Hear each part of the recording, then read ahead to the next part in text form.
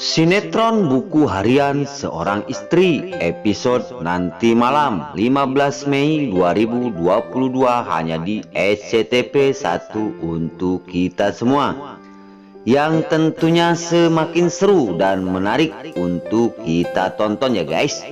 Oke guys, kita langsung aja ke pembahasan. Di situ terlihat si Alia, si ular kobra yang sedang mendatangi sebuah kafe. Alia akan mencari Kelvin, si bayawak darat. Di sisi lain, Alia melihat di pojok sebelah sana sebuah kafe ada yang sedang main jimbot. Disamperin sangka Alia Kelvin, namun setelah ke situ Alia malu karena itu bukan Kelvin. Tiba-tiba datang Priska. Priska berkata, "Ai, Alia yang sedang mencari Kelvin."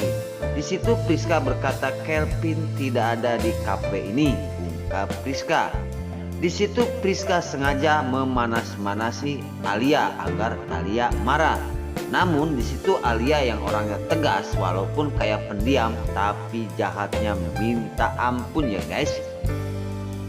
Di situ Alia berkata kepada Priska, "Kamu jangan bohong.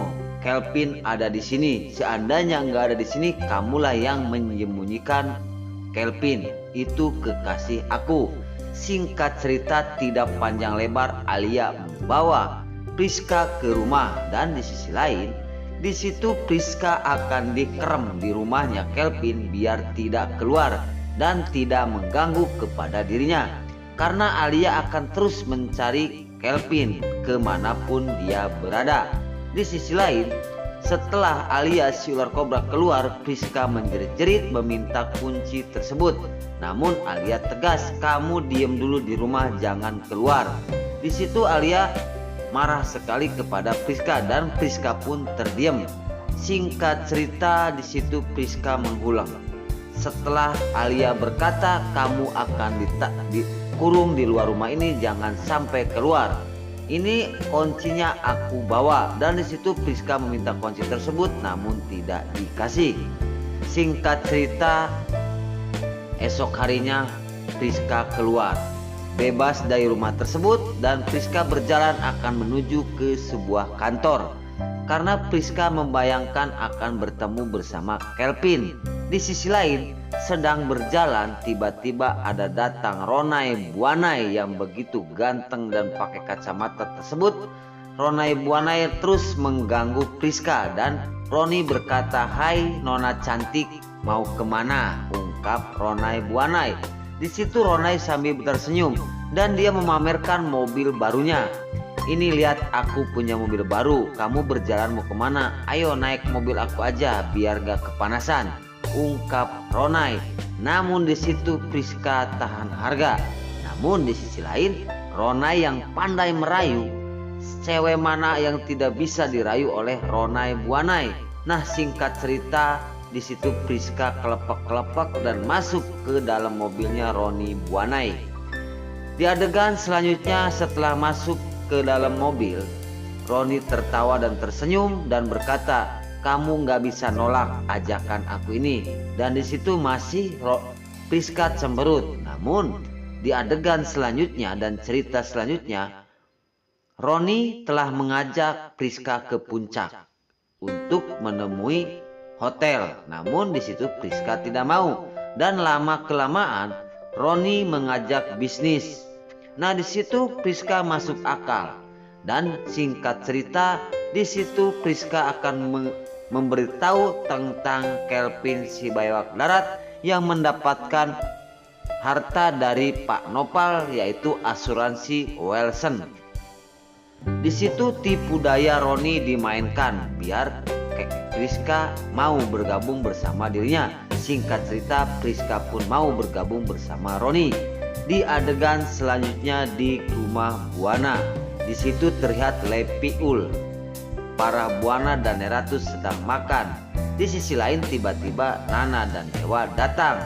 Nah, setelah itu Nana dan Dewa datang dan di sisi itu langsung Dewa pun duduk.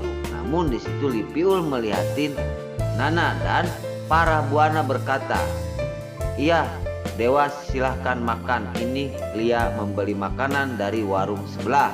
Maaf, dari rumah makan yang termewah, karena istri kamu tidur terus gak mau masak.